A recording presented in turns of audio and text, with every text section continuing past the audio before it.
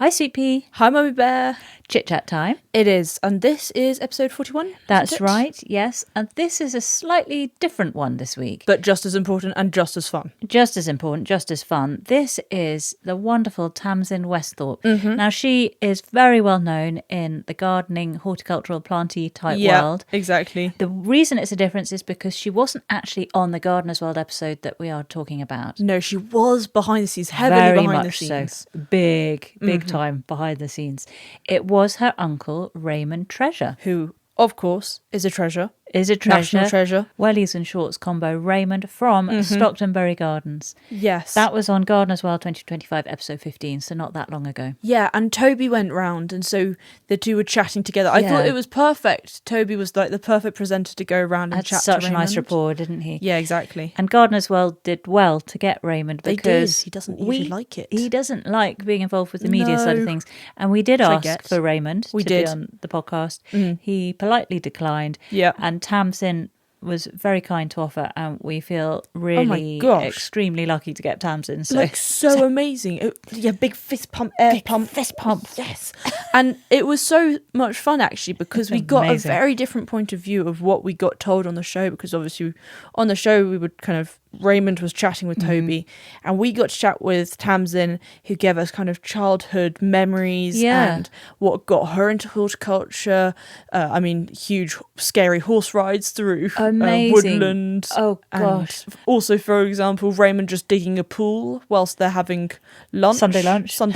So, she told us all sorts of different backstories, and of course, her dream garden. And Tamsin is incredibly knowledgeable. So knowledgeable. So the sorts of things we heard from Tamsin were the big influence the former farm worker Jack Fox had on Raymond. Yeah. John Treasure of Burford House Gardens, Raymond's second cousin. Mm-hmm. We hear about their relationship with Christopher Lloyd of Great Dixter fame. Yep. Their giant monkey puzzle tree planted in 1894. Which is possibly one of the first. One of the originals. Ever brought over and planted. We hear more about the history of Stockton Bury Gardens. Yeah. Also about Tamsin's writing. So Tamsin's written a couple of books. Yes. And she describes them as the Bridget Jones's diary for gardeners. Which... the kind of comedy gardening writing. Yeah, but also, what can be better than that? Exactly. A bit of Bridget Jones, a bit of gardening, boom, boshed it. Tamsin's very much bringing the fun into gardening, isn't she? Which I think we all think is absolutely brilliant. And she's talking about possibly doing another book, so fingers crossed. We also hear about Tamsin's plans to have a very difficult conversation with Raymond about a little part of the garden she's intending to create. Yeah. And also something else that Tamsin mentioned after the recording is that since their appearance on Gardener's World, they've had an increase by 50% in terms of visitors. I know. Which is a massive number. And she said how a lot of visitors actually live just down the road but didn't know Stockton Bury Gardens existed. Which is incredible to That blows your mind, doesn't near. it? So it shows you the impact being on Gardener's World can have. I think it's really, really good. So we didn't have any noise problems, I don't think, this time. I don't remember any. It was morning, so the dog was asleep after a morning walk and brekkie. Yeah, nice. Also, Tamsin had a great setup with the audio. So she did. Our first one to actually work instantly. We have got to say, huge celebration. Tamsin got the setup perfect for the first time, so we did. Easiest one out of 41 episodes. Yeah, exactly. We literally just called and started. And Tamsin had a hard stop because afterwards she had to go and open the gardens, of course. Very important. So we got a very speedy, efficient, succinct episode in front of us. We have, yeah. So Sweet Pea, the format. Right, so for Tamsin's dream garden, the structure was garden boundary, shed or greenhouse, 5 ornamentals, 5 edibles, 1 statement tree, pond or pool plus 1 plant, and finally, ferret seating area, drink, and 1 plant for that area. And if you want to get in touch, here's how. If you have any questions, feedback or comments, you can get in touch with us on our contact page at notjustagarden.co.uk or via our email, which is notjustagarden@outlook.com, or you can even find us on Facebook or Instagram and come visit us there and hit the follow button. And if you enjoyed this episode, it would mean the world if you could post a 5-star review. It really helps our podcast climb up the pile. If you didn't enjoy it, bigger polls from us, and please don't. For more Sweet Pea and Bear content, including videos, blogs, guest garden lists, early access to episodes, podcast outtakes, which are great, and community chats, come join us on our Patreon. You can find a link on our website. Well, let's get stuck into this one, Sweet Pea. Absolutely. This is episode 41, A Good Ol Chit-Chat with Tamsin Westhorpe. Off we go! Welcome, Tamsin, to Good Ol Chit-Chat. Good morning. Thank you for having me. It's really lovely to have you here. Yeah. We didn't actually see you on our screens for your episode of Gardener's World, which I think was episode 15 this year. It was your uncle Raymond Treasure. But you were very much behind the scenes because you actually manage the stunning Stockton Bury Gardens. Is that right? Yes, that is. And I was the one with my sister Connie who persuaded Raymond that he should be star of the show. He's ultimately created the garden. And, media isn't his thing. But he's such a character and he's spent 50 years working away here. And we just thought people need to see him. And I think sure, he's an asset, isn't he? Yeah, and I think it's lovely to meet people that genuinely have been on the same plot for all those years and get amazing. Their tips. Yeah. So he mentions this a bit on the show that he started as a child working in the garden and getting stuck in, rolling his sleeves up. Has he lived there all his life? Yes, and he was born there. Born here. So basically, he's not really moved more than 5 mile radius from the place. Very, very rare will you see Raymond beyond the town of Leominster. Oh my gosh. Yes, so he is definitely very much a local and was brought up. He's one of 3 and he's got 2 sisters. So he was brought up as the farmer, the future farmer, and was sort of immersed in the place from the get-go. And the garden, he learnt a lot of his gardening skills from by himself, by trial and error. And also there was a farm worker here, called Jack Fox, who was here from all his life. I think he lived up to be about 90. So Raymond learnt tips and things from him as a boy. He was gardening from, I would say, the age of 5 or 6. And the vegetable patch that you saw on the show was originally split into 3 with his sisters. But he happily kicked them off. So. Goodbye. So it's always been his passion. Yeah. Are his sisters into gardening? My mother is, I would say she's a very good gardener, but not as engrossed in it. She's got other things. I fill her conservatory with hundreds of seedlings, and she picks all the fruit here and makes all the jams. Sadly, his other sister is no longer with us, but she wasn't into gardening. She was definitely into the farming. Yeah, so it was Raymond's thing. So what farming is it? Is the farm still functions, does it? Yes, absolutely. So on Gardener's World, actually, they said he'd retired, which was a bit of a mistake because Raymond was like, farmers don't retire. No. So he didn't look retired. He looked like he was doing a lot. So he basically runs the farm. My sister Connie is involved quite often with the farm, and I basically stand in gates and do what I'm told, move sheep and things, but I'm not a farmer. So it's sheep farming. Farming, a few cows. We've got a lot of cider. So we have 2 really impressive orchards. We didn't see that at all, did we? No. Show? You probably saw the drone coming over the orchard. Oh, okay, and the sheep were meandering through. And then we have arable as well. So we're a sort of classic mixed farm. How many acres is the entire farm? Just under 400 acres. Right. And the garden? 4 acres. Wow. Okay. So you it's Connie Marston is your sister? Yes, right. That's it. What I understood is she's involved very much with the cafe. Yes, she's a star. So Connie is the organised one. She does a lot of paperwork. She has taken on the cafe. I mean, neither of us knew anything about catering business, but we just decided, we've got to get to grips with this because it's such an important part of garden visiting, the cake. Of course. Exactly. Obviously. Yeah. So Connie runs the cafe with a wonderful team. We've got an amazing chef and we've got a lovely Jane that makes incredible cakes. So we have this just brilliant team around us. And I look after the garden side of things. Obviously, Raymond is still very much there. But it's the business side of it, business, it's a very small business, but we sell plants, we've got gifts, and I do you have a nursery there as well, very small nursery. And Raymond's partner Gordon has grown plants here for a long time. He's a really clever plantsman. So he didn't appear on the show either. No. But he grows plants. So it's a real, everyone pitches in. Yeah. So Raymond has the background of obviously living there, working the land since he was very tiny. Is it coincidence that he met Gordon, who is a plantsman already, or did Gordon become a plantsman on account of the amazing land and gardens? No, what came first?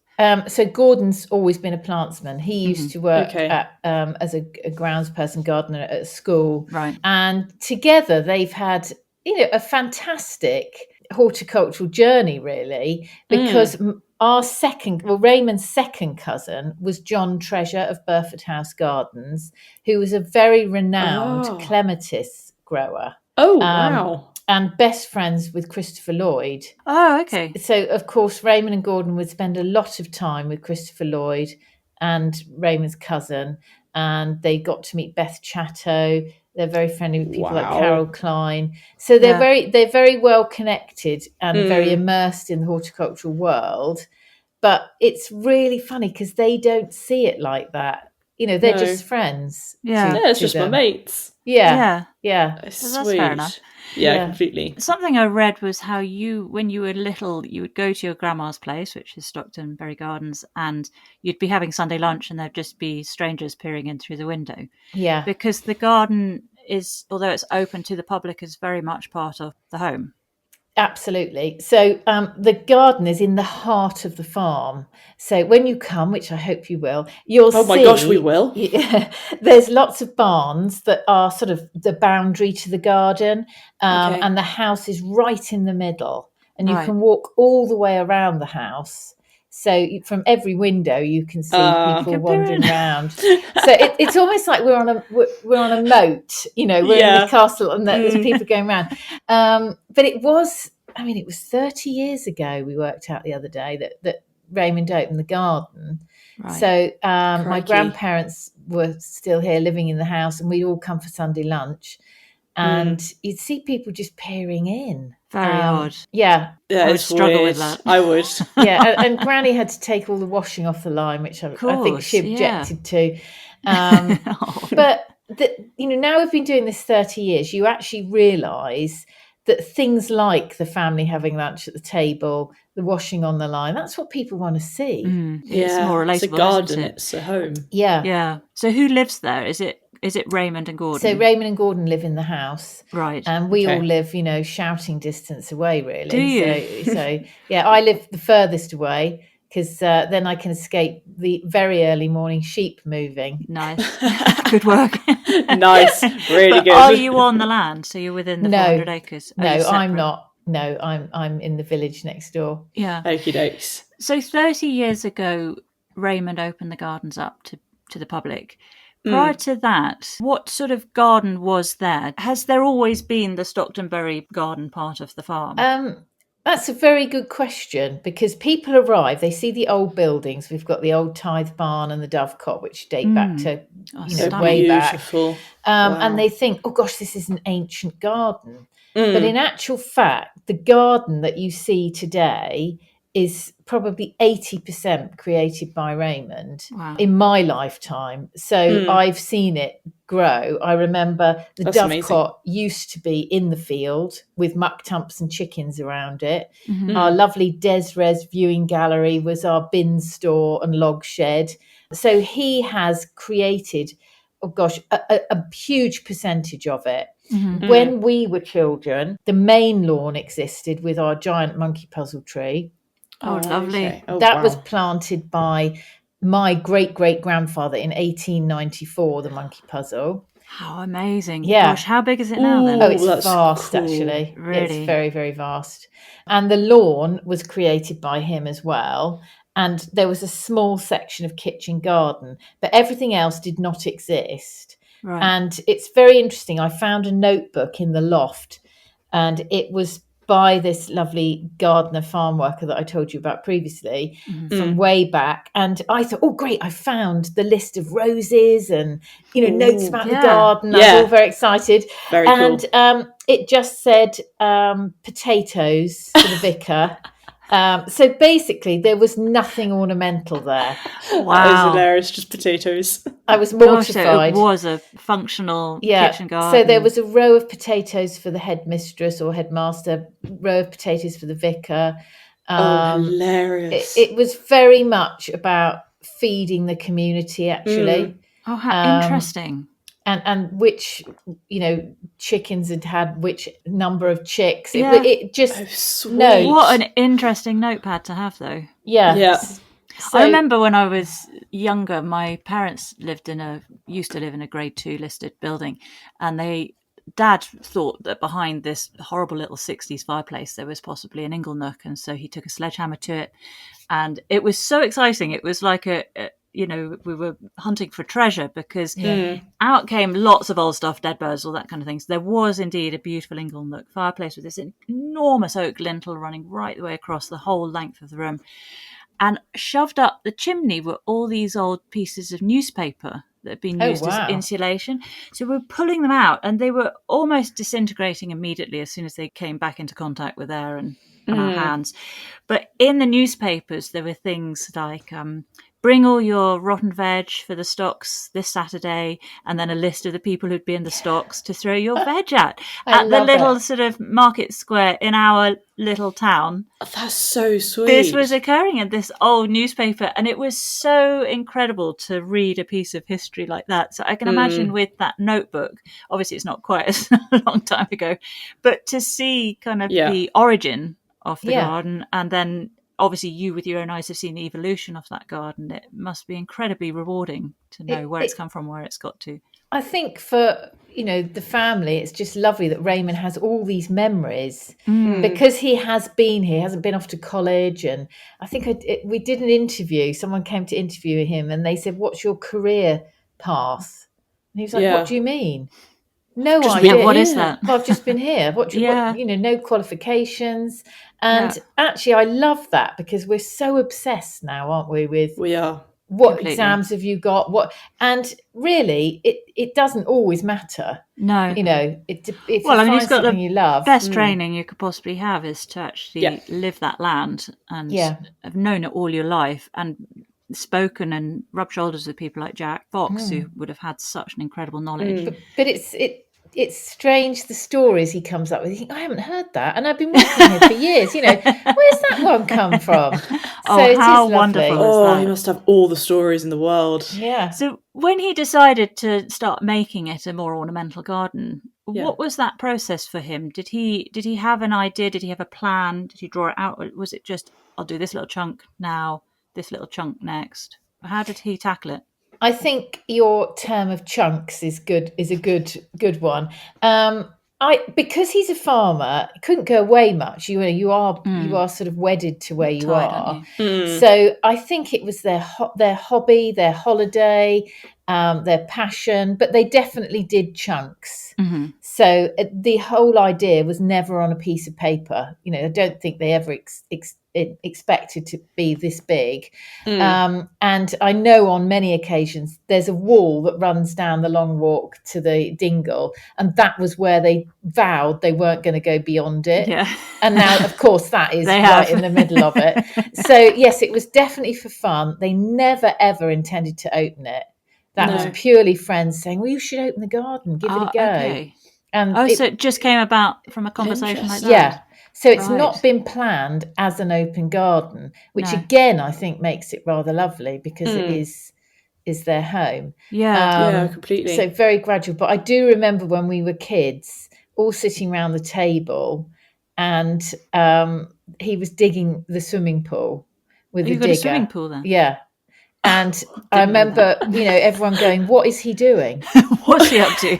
What's Uncle Raymond up so to now?" he's made his own pool. I mean, everything is literally made by him. Is it a natural swimming pool? No, it's not actually. No, so but he uses pool. it. He uses it nearly every day. How fantastic! Wow. Yeah. How big's the pool? Oh, it's not enormous, but it's big enough to do, 6 or 7 strokes up and down it. Couple of lengths in. Well, that's pretty amazing. So you just got to dig Does around. everything. Yeah, I know. I mean, he's like one of these people that you think, gosh, is there anything he can't do? Yeah, he's a real doer. And we noticed that, I don't know if you listened to our recap, but we related him very much to Sweet Pea's granddad, who's very similar. Yes, I did. The way he respects his tools, and he has all these tools that he's had for decades, and they're immaculate, and they're the best tool you could have, rather than something new and that breaks very quickly. Completely. But you'll laugh, because obviously I used to edit the English Garden magazine, so I'd been there for 8 years, and then I decided, right, I'm going to go back to the tools, going to go and help Raymond, give up my proper job, as I call it. And the first week, I remember him saying to me, just go steady, because I was like, right, frantically gardening and all happy and loving it. But the tools were all for giant-sized people like Raymond. And I was exhausted. I remember coming home and just lying flat out on the sofa, because everything, the yard brush is huge. The wheelbarrow is huge. So hilarious. Absolutely hilarious. Funny. Well, I'm glad you mentioned that about your career, because again, on our recap, we did a bit of snooping around and read about your incredible horticulture background and your involvement with the garden that isn't all you do. So you are currently you're editor of Horticultural Trade Association magazine. Yeah, so I've just finished that project. Oh, okay. So thinking about more books now. Ooh. Yeah, and you've written a couple of books. What are your books? So I've written Diary of a Modern Country Gardener, which is basically a story about Stockton Bury through the year. Oh, lovely. What we do when there's a chapter on Raymond, obviously, and all the sort of quirky traditional ways we do things, and maybe a few modern twists that I've put onto things. And it's quite comical in places. So it's kind of Bridget Jones's diary for gardeners. Oh, fantastic. Oh my gosh, brilliant. And then about 3 years ago, I very stupidly fell off a ladder and broke my spine. No. Oh, yeah, you're right. Yeah, fine. No, I love the look of concern on Sweet Pea's face. Oh no, it sounds awful. Spine. But no. Are you fully recovered from that? Yeah. Wow, I was really lucky. Gosh. Yeah, very lucky. And so I thought, what can I do for 12 weeks? Because I wasn't really allowed to do much, and I'm quite hyper. That's frustrating. Yeah. So I thought, well, I'll just write my life story down. So I wrote my life from school right to now, all linked to horticulture. Yeah, and it's quite comical. It's a bit of a comedy, really. Fun. And that brings in a lot of gardening. So it's really my horticultural journey. I think there's quite a gap in the market for more fun, comedic gardening type books. Completely. But the problem is, where did they go on the shelf in the bookshop? Do you go in and place them on... I go and move them all around. I mean, every front table, moving them around. We used to do that actually. When I've worked on a magazine, we go into the shops and move our magazine in front to the front. Right to the front. Very sensible. And I think that's like an editor's role, isn't it? Just to go and reorganise the shelves. Yeah. So where do you put them in the bookshop? Well, that is the problem for the in comedy or gardening. Well, exactly. I think they should be in gardening. Because why can't gardening be fun? Yeah, I think so. Yeah, so I'd like to do more on that line, actually, because people that come to the garden, I have a very good insight into what troubles them. Mm-hmm. Yeah. And actually, people get so concerned about things. Mm-hmm. In gardening, especially. Yeah, why? We have this chat so much, and it's happening a lot at the moment. Yeah. And I kind of have a mental breakdown when I'm just like, why is gardening something that we love and it's meant to be really lovely and fun, and healthy and good for you, so stressful when you're reading things about you must do this in January, you must do this in February, you must keep up with all these things. It's just like, yeah. But actually, that's what I've learned from Raymond. So I've spent years writing what to do in the garden this week for various magazines. And I was doing a video here once on how to propagate a water lily, how to divide. So I'd set the table up, got a guy with a camera, got all the kit, got the right compost, the aquatic basket. And Raymond comes around the corner and says, "What are you doing?" And I thought, well, I'm doing, I'm dividing a water lily. So he jumps in, cuts the water lily in half and throws it into the pond. And I said, no, you've just ruined the whole video now. So I had to go and scoop another water lily out, do it step by step. Love that. But I have to say, his water lily survived. Survived. And mine is in a basket. It probably cost me £15. You know, he does not go to shop. He does not shop. That is very funny. He's just dividing and propagating. That's a fantastic story. And that really says it all, doesn't it? That sums it up. We do worry too much. We do. So you've got the writing background. You've written a lot of articles for various horticultural magazines. What is your background? Oh, gosh. So the background. So school, obviously, did go. Believe it or not, Did go. left at 16 because I really didn't like the whole classroom vibe. Yeah. And I wanted to be a sculptor, actually. I loved doing sculpture with clay. So I went to art college. I fancied doing big garden sculptures, you know. Oh, that's so you were definitely garden orientated. Oh yeah. And I always grew tomatoes and just loved being outside, basically. Yeah. Went to art college at 16 in Hereford when I moved to Stockton Bury, actually, because my parents were in Surrey. So I lived at Stockton Bury whilst I was at art college. Right. And I think I was too young. Everyone was a lot older. We didn't actually touch clay. It was all working up to it. And I'm not very patient. So you're a doer. After 6 months, I thought, I can't, I'm leaving.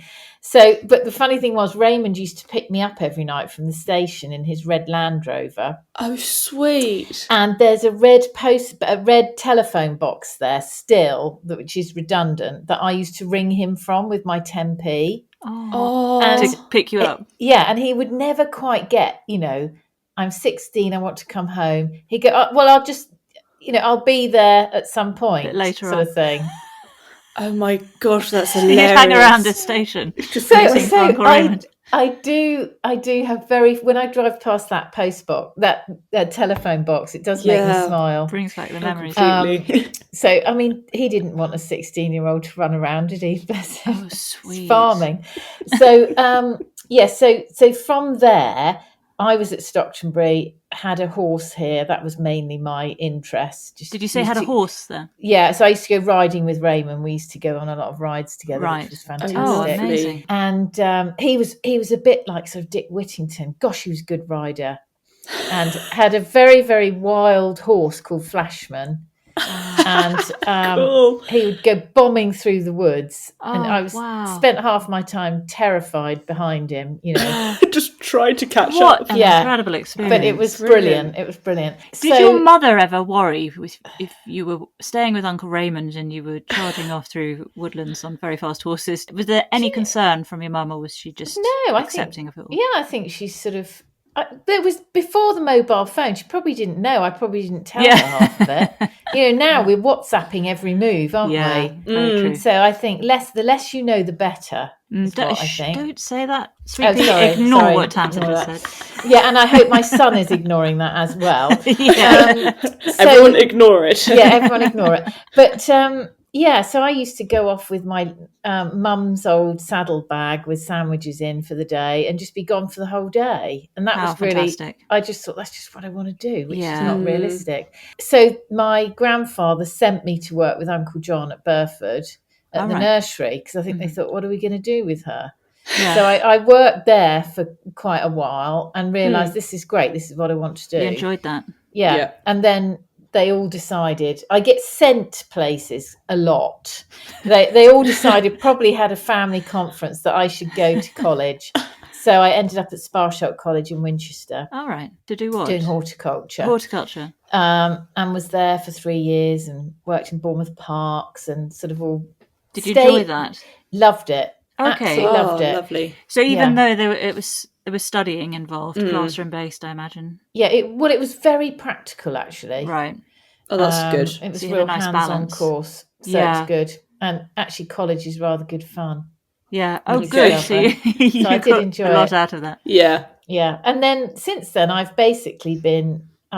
done work in garden centres, parks, gardens, been a greenkeeper, been a self-employed gardener, had a shop. I've done everything you could possibly do and fell into garden writing just by chance. One of my old college lecturers became an editor, asked me to come and help move boxes into an office, and then I stayed as the junior. How amazing. So I've got no qualifications in journalism whatsoever. So you had an apprenticeship, essentially. Yeah. So really, I'm a Perfect. little like Raymond in a way. Yeah. You've just got to give it a go. And I think when you find that thing that you love, I mean, my old English teacher at school could not believe that I was working for a magazine. I mean, it was almost, a comedy. She was like, seriously, and I've written 2 books. I've written How hundreds and interesting. hundreds of articles. Yeah. And I was probably the last person in that classroom that you would ever think would do that.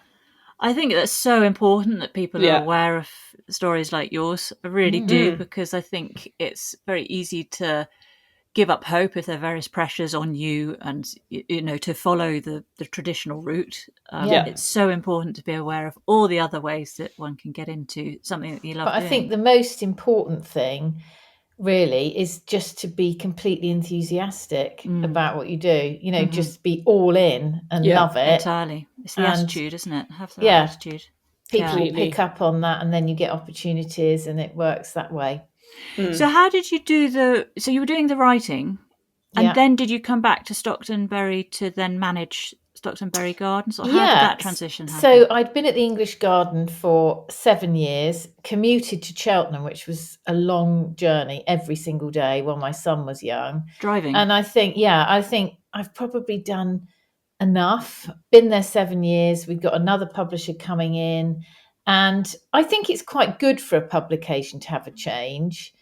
And you can probably tell, I'm like, what's next? I'm sort of a bit one of those. So, and I thought it'd be nice to be freelance, do a few of my own projects. I love lecturing and speaking at events. So now I split my time between gardening at Stockton Bury. I do things like host events at Hay Festival. I've done a lot at Chelsea Flower Show. So you're a judge, is that right? A judge at Chelsea. Yeah. Oh, that must be fun. How did that come about? Actually, again, just chance. So I was editing at the time, and president of the RHS was Elizabeth Banks, who runs Hergus Croft Gardens up the road. And Elizabeth she's just wonderful, wonderful human being. And she wanted to incorporate more women onto the judging panel. And I think we'd met, and she probably thought, well, Tamsin might be quite good.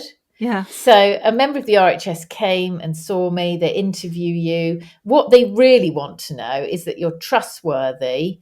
You're not going to go around blabbing, oh, this wasn't very good, or know. So it's a lot about, you've just got to take this incredibly seriously. And then you go on a couple of years of training. You're sort of shadowing the judges, and it was just such a wonderful, and it is such a wonderful, wonderful thing to do. Yeah, it's all voluntary, but you get to stand on those gardens at Chelsea. And fully appreciate the love and attention and passion that goes into creating the gardens. So how many years have you been judging for now? 10 years now. 10 years, is it? And you're still judging? Doing it. But you don't get a sort of... you wait every year for that email to say, would you like to do, which shows can you do? So it's not a guarantee? It's not a guarantee. Oh, okay. Oh. And is it just Chelsea Flower Show that you do? So Malvern, I can do any of them, but I just put in which ones work around my calendar, and you hope that you get some of them.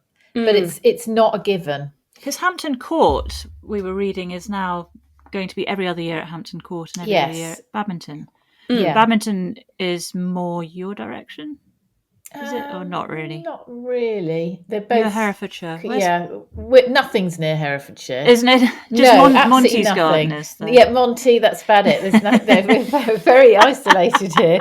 But there's Monty and Stockton Bury Gardens. Yeah, Malvern is not far from us. Yeah. So they're moving the shows to different locations to make it more accessible to. Is that the reason? In different parts of the country, yeah, I think so. That's a great idea, right? So it's lovely for very good. People to be able to build a garden in a different part of the country, different businesses, for sure. different visitors. So that's great. And I think there's Wentworth is happening next week. So that's really exciting, a new one. That's a new one, isn't it? Up further up north, because there aren't many up north, are there? No. So I'm not going, but I'm dying to see how that unfolds. Yeah, so it's exciting. Very interesting. It'll be interesting, won't it? Also because you've got different climates and Yeah. Everything, soil, environment. And of course, they've got the hosepipe ban in Yorkshire where Wentworth is. They have, haven't they? That just came in the other week, didn't it? So I was reading what the RHS was saying about that, and they're encouraging. I think actually because they're exempt, I might be wrong, but they're encouraging their exhibitors to use watering cans rather than hose pipes. Oh my gosh, that sounds like hell on earth. It is a lot of work. Every plant. But that's what we do here at Stockton Bury. So we don't have a hose pipe apart from right down. We've got a little nursery. We have one right down the bottom. But we don't water the garden at all apart from the pots. So what's your water harvesting setup? We have a lot of tanks everywhere. We've got a borehole. We've got tanks wherever it can be. But we're still incredibly tight with it because we realise that if you water and you don't water enough, all you're doing is bringing the roots of the plants up to the surface. And then if you can't water for a week, those roots are more vulnerable. I mean, Raymond said in 1976 he watered half of his veg patch and the hose didn't reach the other half. This was way back when. And the half that he didn't water did better.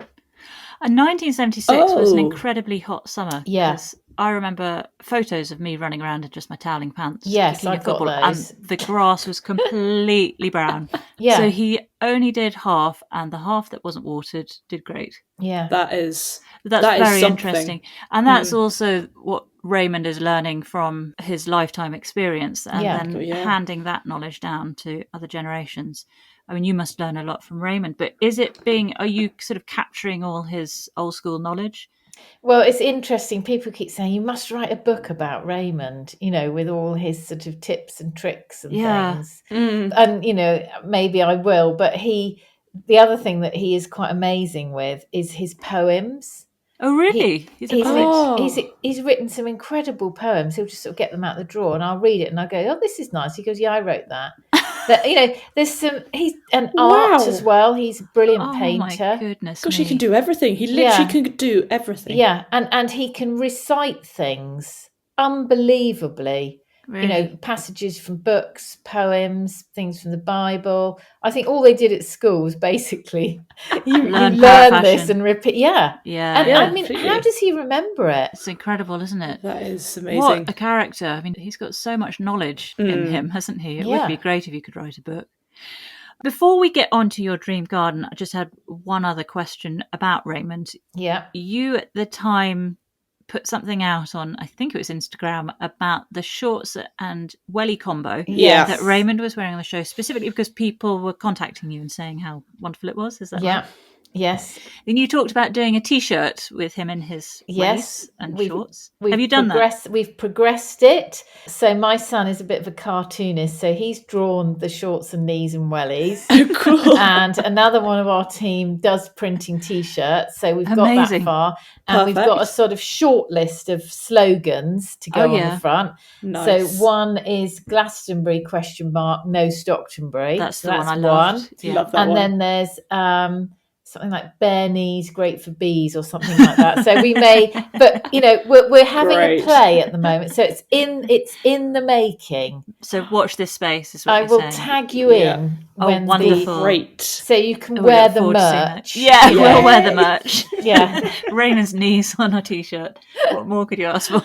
Lovely. So funny. It's all good. How does Raymond take all that? Does he love it, or does he just take it in his stride? Or? He does take things in his stride. I mean, he doesn't go on Instagram or have a computer. No. Or, he doesn't really. There's it's all about here. So outside of here, when people come and they say, "Oh, there's Uncle Raymond," he's like, "Oh gosh, how would they?" It's a bit familiar. Yeah, he's sort of quite surprised. But I said, "Well, you're on my Instagram." Yeah. But he does sometimes say to me, "Oh yes, you could.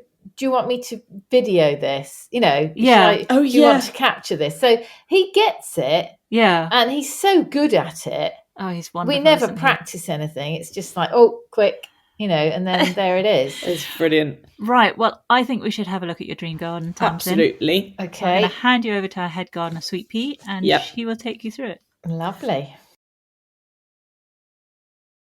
Righty-ho. For your dream garden, what would be the garden boundary, so surrounding your dream garden? Oh, now, gosh, there's so many options, aren't there? I think my go-to was a mixed native hedge, sort of hawthorn, dog roses. Yeah. So I could have loads of cow parsley at the bottom, very like here. Yeah. Oh, so yeah. Is that what the boundary is at Stockton Bury then? Yes, we've got a mix of that. We have actually got it. Literally, the boundary is the fencing into the field. Right. So you could touch the sheep over the fence. So it's a lot of sort of agricultural boundary. It doesn't sound lovely, but it's lovely to bring the animals in, if you see what I mean. Yeah. But if I sort of had a dream holiday home on a sort of Italian beachfront or something, then I wouldn't want a boundary. Just have the sea. Oh, yes. That would be lovely. Completely. So that your dream garden would be in Italy? Well, I'm just trying to think where it was. Do you remember the Gerald Durrell? My Family and Other Animals. Yes, I love that house. Was that the Amalfi Coast? Oh, somewhere. I don't know. But that house, that is just beautiful. Right. Grapevines running up the front, sea in front. Yeah. Oh, yeah, lovely. The turquoise sea, yeah. Oh, that's gorgeous. Yeah. With the boundary at Stockton Bury Gardens, is Raymond nibbling any more chunks out of the farmland, or is the boundary I think stay? He has said no more. No more. But I have You ideas. have plans, I see. But I don't know, that's going to be a very long conversation, because he'll rightly say, we've got enough to do, which he is right. So, we'll see. But nothing at the moment. Do you have gardeners working on the gardens other than you? We have Jim, our lovely Jim, that mows the lawns and does the hedges. And we have Matt comes on a Wednesday. I have a lovely volunteer called Nick that comes on a Wednesday. And that's it, actually. Right. Yeah, so it's very much family and a couple of days of help here and there. Nice. Which is how we probably need to keep it. If you are taking some more land for your garden, how much more are you thinking? Oh, not much. No, Okay. No more than sort of quarter of an acre. What is it that you're wanting to do with not much? Just a very large space. What are you wanting to do with that quarter? Well, we've got a little orchard, and I'd love to have more of a chill out area where you could have some hammocks and more wildflowers. We've got a wildflower meadow, but I'm just very conscious that the way people use gardens now is very different. They don't want to just walk around. I would like a sort of zone where you can grab a book off an old bookshelf and nice. That would be so it's not a massive amount of gardening work, but it would mean a bit of jiggery pokery. But of course Raymond will say, well, that's my lambing field. Yeah. Being a farmer, everything's got its purpose. Yeah, of course. Yeah. So having a chill out zone isn't really on his agenda. So it's not a priority for him. No. I can understand. His birthing mother's are far more important, which is definitely right.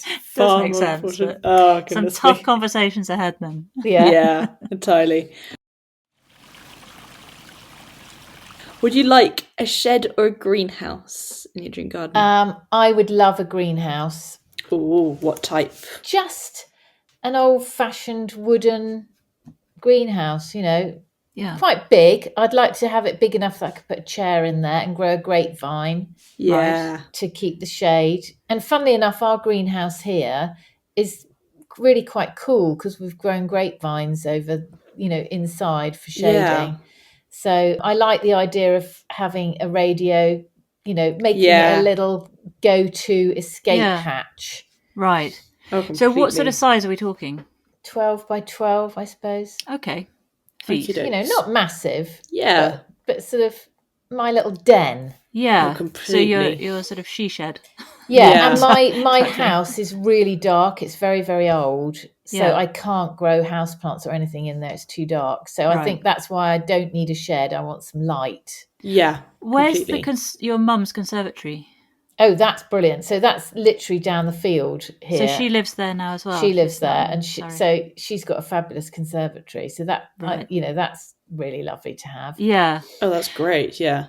And then are you having beds in the ground of your greenhouse, or is everything going to be on shelves? I think shelves or pots. Shelves or pots, okay. Shelves and pots. And in your dream garden, just so we can picture it, you've got obviously the Italian beachfront, so it's all very nice, Tuscan and lovely. Where would you like the greenhouse and kind of probably round the back? Round the back. That sounds awful, but I quite like the fact that people wouldn't know you were there. Right. Oh, yeah. You know, when someone knocks at the door and you think, no, not in. Very relatable. Oh my gosh, I do that so many times. Yeah. I just hide. I just go, I am in the greenhouse. No, we're not. Yeah. So that's probably. So you're in your greenhouse, do not disturb sign. Yeah. Door. And what sort of flooring will you have in it? Actually, we've got a little greenhouse here that Raymond's done. This amazing. You step down in. It's gorgeous. Oh, so it's a sunken one? Sunken. So you step down in, and that's lovely. So I love that. And it's got a tiled floor with a grill at the bottom. Oh, so, yeah. Amazing. So he got his digger out and... Yeah, you know, as normal. Greenhouse, yeah. But I'd quite like to be able to walk barefoot round places. So something that's quite nice barefoot. Right. Now then, very hard question. What would be 5 ornamentals for your garden? Oh, do you know... That's a cruel question. It is awful. It is, isn't it? It really is. So I'm going to tell you what this year's winners are, because next year it'll be different. Who knows? So I'm loving a dahlia called Fashion Monger. It's gorgeous. What's the that bees like? love it. It's pink with a white skirt around the edge, and then this bright yellow middle. Right. It's really quite lovely. What type is it? Is it like a cactus one or? No, it's not a pom-pom. Not a pom-pom one. Water lily? It's like a single, collarette. Single collarette dahlia. Okay, right. Nice. I'm impressed with you guys with your dahlia. I'm your sweet pea. Yeah, well knows done. It all. Is it a bright pink or a? Yes, it's a shocking pink. Right. Oh, I like a shocking pink. So I think it's like pow, and it looks good with agapanthus and things. So it's quite nice tropically clash. look. Lovely. So definitely that one. Yeah, Baptisia. Any of the Baptisias, love them. They don't get enough credit for being so gorgeous. What are they like? So they are quite large. They'll come up to my waist. We've got lots of blue ones. I think that's Australis. And you can get yellow. You can get a coffee-coloured brown one. They are perennials, but they do look like shrubs sometimes. People go, oh, do I cut them back? Yes. They've got fabulous seed pods after they flower. They're in flowering sort of in June, really. Okay. Yeah, they're gorgeous. The yellow one, don't ask me what the species is, but that can be quite invasive. So interesting. Be careful. Warning, but the others aren't. So what colour would you have? The blue, I think. The blue one. Purple. Yeah. Nice. And is it hardy? Yeah. Drought tolerant? Seems to be. Cool. Wow, I cut some of the foliage actually for flower arrangements yesterday. Oh, pretty. So it's really good. It does stand up. You could probably have it in a vase with no water and it would still... Right. You know, it's got a kind of eucalyptusy look.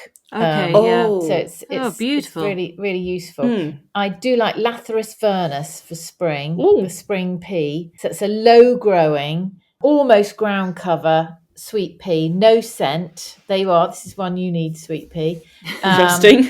And it sort of crosses and mixes, so you get pink, you get blue, you get purple. So ground cover sweet pea. Yeah, and it comes out. It's not a scrambler. It's only about this, 6 inches high. Oh, cute. And it likes semi-shade, so it's great under deciduous shrubs before they come into leaf. Oh, that's pretty. Yeah.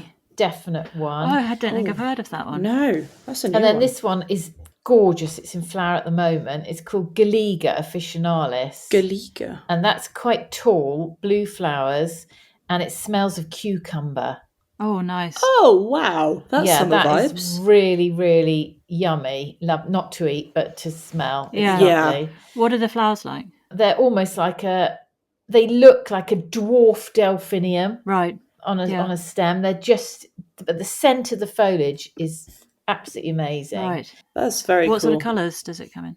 Really only blue, if I've seen it in. I think you could probably get a white one, but the blue is the one that I would go to. Is it a proper blue or is it a purple? It's the sort of wedgewoody blue.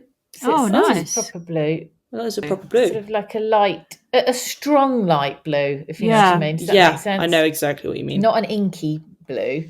No. And then lastly, Dictamnus fraxinella, known as the burning bush. Oh, right. Yes. That's beautiful. I mean, that's gone over now, but when I look around the garden now, it has seed pods that are like star anise. Oh, cool. So it's gorgeous. And I have tried to set it on fire because burning bush is meant to catch fire, but I don't know about that.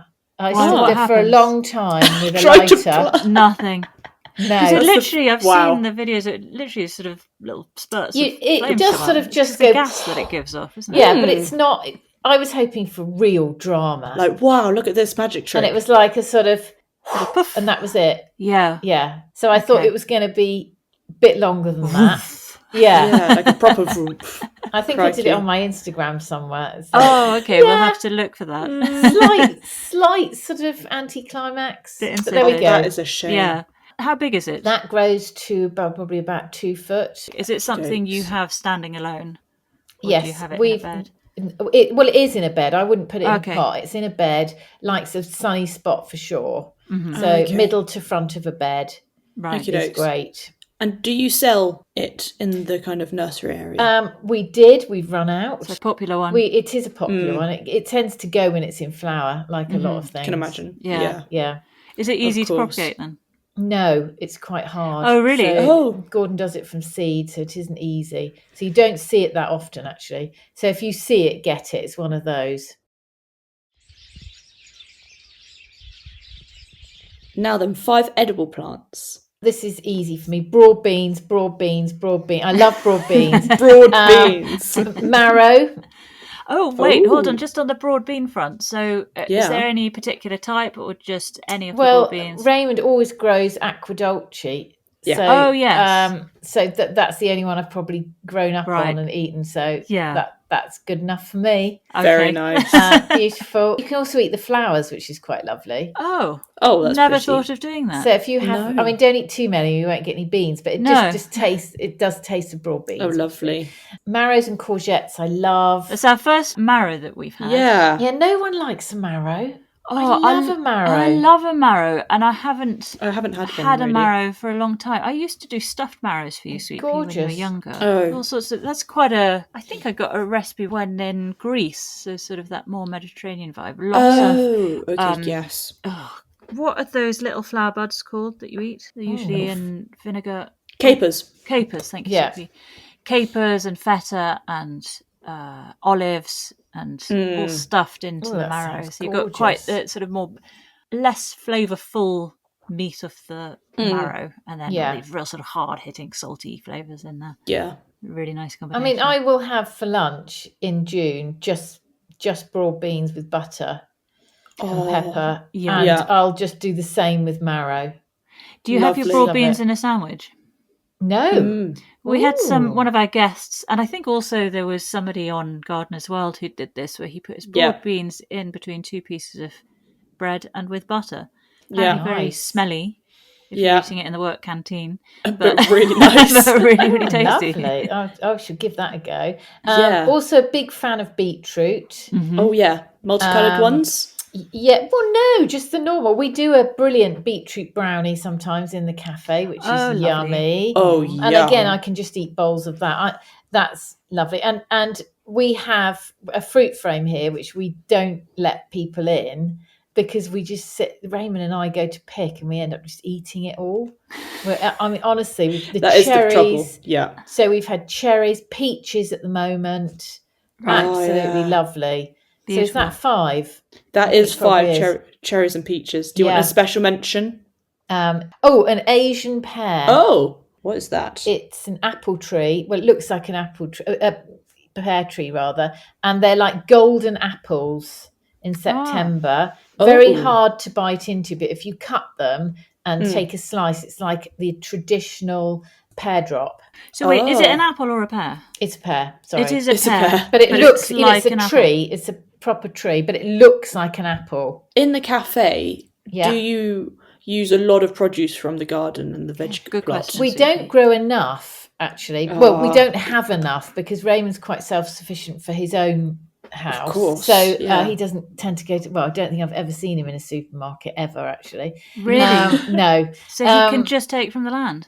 Yeah, so that's the dream, isn't it? His partner does go to the supermarket. But, it's Gordon who goes to the supermarket. He would be distraught if you bought a potato. He'd be horrible. I can understand that. In lockdown, I bought them some potatoes. They were absolutely furious. That's not on, Tamsin. No. Oh, no. Absolutely furious. So, a lot. And the apples stay all year in our cellar. So, there's a lot of storing. Yeah. All the damsons are stewed down and kept. So they do a lot of that. So what veg do they have there?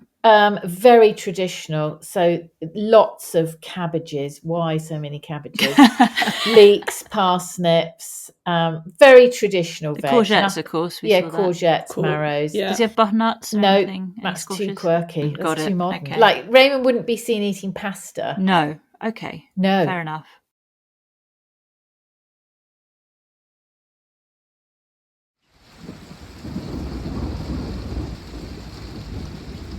And then what would be your statement tree in your garden? This is easy. We've got one here. It's called Malus transitoria. Oh, never heard of that. What is that? It's a crab apple with tiny orange crabs. So it's not for the chef in your family. It's the birds love them. They're too small. Okay. But the blossom, honestly, that I can't find anything to beat the blossom. Really? What's it like? It's like apple blossom, but tiny and absolutely smothered. Wow. Oh, reliably every year? Oh, beautiful.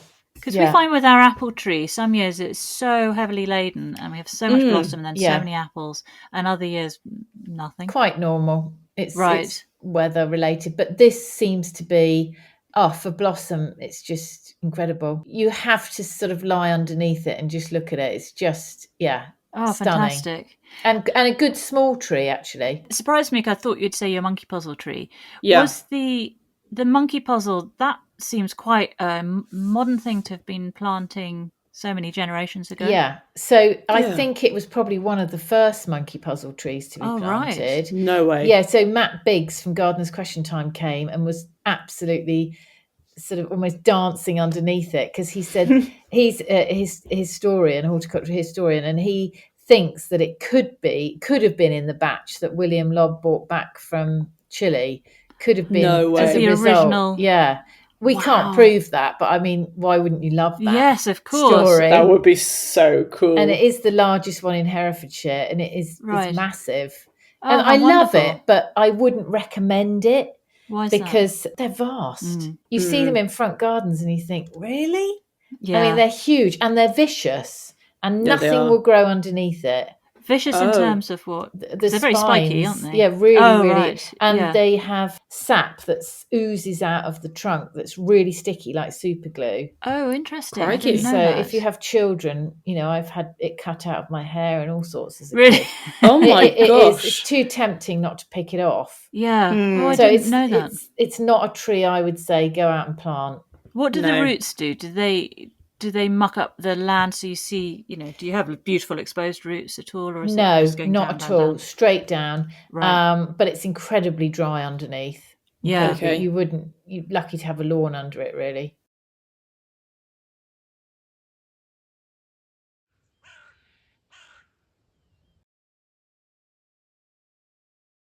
Right then, would you like a pond or a pool in your dream garden, and what plant would you have? Oh gosh, this is a tricky one. I mean, I think water is just essential. It is. I saw a picture the other day of this family that had put the table and chairs into the pond, and they were sitting there with their feet in the water. Oh my gosh. So it wasn't a liner. It was just up to their sort of ankles. Right. I love so that. hot. But obviously you couldn't do that if you've got a liner, because you would completely trash the liner. Yeah. But that's obviously a natural stream or something. I think, that was great for the heat we're having. Exactly. But I think a pond, because I just love the wildlife, the seasonal change. Mm-hmm. Yeah. And it's got to have some kind of moving water. The sound of water is just wonderful. It's magical, isn't it? Yeah.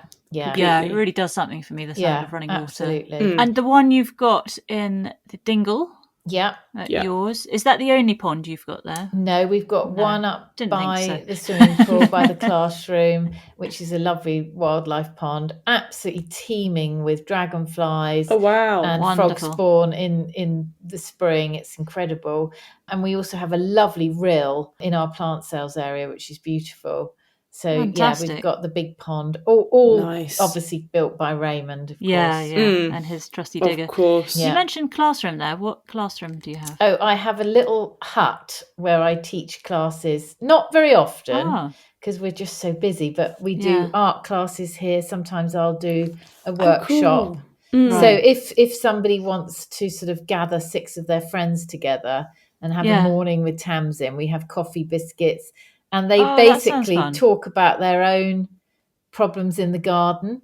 So I try and resolve that group's problems, and we look at what's seasonal in the garden and what to do. It's nice. What a great idea. Lovely. Yeah. And isn't your location one of the locations for the Herefordshire Art Festival? Is that right? So we have H Art, we call it here. So we're a venue in September, I think it's the 7th of September, where we have 7 artists come and display their work in our cider press reception area. Right. So you can come along and have a look and treat yourself to something beautiful. Fantastic. Wowzers. Well, coming back to your dream garden, I want to visualise what the pond is looking like. Are you having it kind of flowing in the landscape so it's not kind of like a hard edge pond, or what kind of so structure? I don't want to see the edge, so it's lots of planting with a slightly raised side so that you've got the water falling and you can sit there and sort of dangle your legs and toes into the water. Nice. That would be good for me. Okay. And what plant would you have? Obviously I love waterlilies and all those sorts of things, but I do think Caltha palustris is lovely with the yellow. It's just so beautiful in April, early May. This bright, it's like a big giant buttercup in the water. Okey-dokes. Just sort of sits by the side of the water.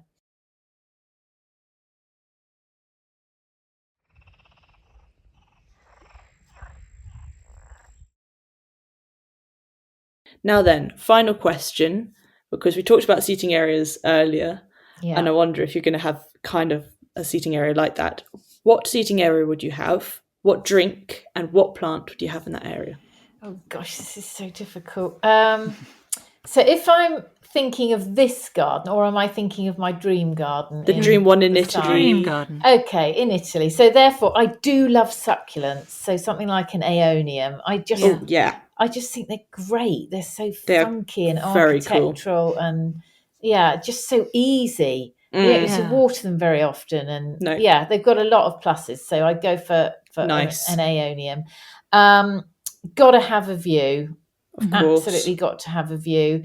And although, I'm talking about a garden in a hot place, I do like a bit of shade. Yeah, absolutely. So the shade of a tree would be wonderful. And the other thing is, having told you that I broke my back a few years ago, I've got to have a back to the chair. I get really frustrated. How can you sit in a garden on a stone? Stool. Yeah. Right. I want to be able to sort of, I want to be as comfortable as I would be on the sofa. Okay. So you wouldn't have a hammock? I would have a hammock, actually. Because hammocks are very comfortable. Yeah, I love a hammock. So anything that I can rest my back on. Okay. God, I sound old now, don't I? But, No. I love Come join my club. Why should we not be lovely and comfortable and stay a while sort of thing? Oh, you're preaching to the choir. So that's what I want. And your view, is that the sea view? That would be lovely, yes, I think so. Sea view. With the tree, nice in the shade. Yeah. That sounds great. Because I reckon if you've got a sea view, you are not going to be looking at your phone. Oh my God, you can't. Completely agree. I always say to Sweet Pea that when I'm really old and with my colostomy bag in a wheelchair, I just will want a big picture window overlooking the sea, just one room location, and I would just sit and stare at the sea, see out my days doing that. That would be bliss. Well, back to the dream garden, last bit. What plant would you have there and what drink would you have? So aeonium, succulents, any succulents, love that. Yeah. Drink, now I do love a cold glass of rosé. Oh, nice. But I am really picky about the actual glass. Yes, okay. What will a glass be? I just love a martini glass. Oh, okay. For your Interesting. rosé. Yeah. I mean, how weird is that? It just makes you feel a bit like a movie star, doesn't it? Do you feel it's slightly decadent, isn't it? Yeah. Yeah. Wonderful. They spill very easily, though, don't they you? They do. You won't want that in your hammock. But I just think... Are they the triangular ones? Yeah. Okay. I mean, how can anyone look bad? You can be wearing the shabbiest clothing, but you've got a martini glass. Hello, yeah, with your rosé. Yeah. Any particular type of rosé, or just any dry? Oh, there's one we actually sell it here in the cafe. So it's Chase. It's a local brand. I think it's from a French vineyard, but it's absolutely gorgeous. It's a local brand from So French Chase did gin locally. Oh, Chased Gin, yeah. But they've obviously gone and produced this wine in France somewhere, okay. still here under their. Do you have vineyards in Herefordshire? Yeah, there are a few local producers actually. We've got Three Choirs Vineyard, I think, is one. They're doing well in the UK. There are a few. Yeah, they are. They are. But I just think that is beautiful. Everyone seems to like it. It's kind of one of those, good completely hunting that down. Okie dokes. Yeah. Well, I'm going to read you back your dream garden. Go on. Just in case there's anything you want to change. So, we were going with garden boundary, no boundary. We wanted Italian beachfront, looking over the sea, grapevines around, all that really beautiful Italian vibes. Then we wanted an old-fashioned wooden greenhouse with a grapevine in it to give it shade, slightly round the back so that you can pretend you're not home when people are around. You want to be able to walk barefoot, so it's going to be nicely tiled, slightly sunken, big chair, radio, so you can chill in there. Then your 5 ornamentals. We had Dahlia fashionmonger, Baptisia, Lathyrus furnus, Galigo officinalis, and the burning bush. Then your 5 edibles were broad beans, marrows, courgettes, beetroot, cherries, and peaches, with a special mention to Asian pears. Then your 1 tree was a Malus transitoria. Then you're going to have a pond, which is kind of flowing in the landscape with moving water, slightly raised up a bit. Lots of planting around it, and a Caltha palastris plant in there. And then finally, your seating area was a hammock with cushions, really comfy, with a view in the shade under a tree, with aeoniums and succulents. And then you're going to have a cold glass of Chase Rosé in a martini glass. That sounds very nice. Sounds divine. Can you arrange for it all? Yeah, leave it with us. We're going to find people to make it. Absolutely awesome. That sounds fantastic. Well, thank you so much for sharing your dream garden with us and for giving us some good behind the scenes about Stockton Bury Gardens. Yeah. Well, it's wonderful to discover you. I think, it's lovely to see 2 generations here going on. This is what we want. Yeah. It's absolutely brilliant. Well, thank you. Well, that's been a good old chit-chat with Tamsin. Thank you for having me.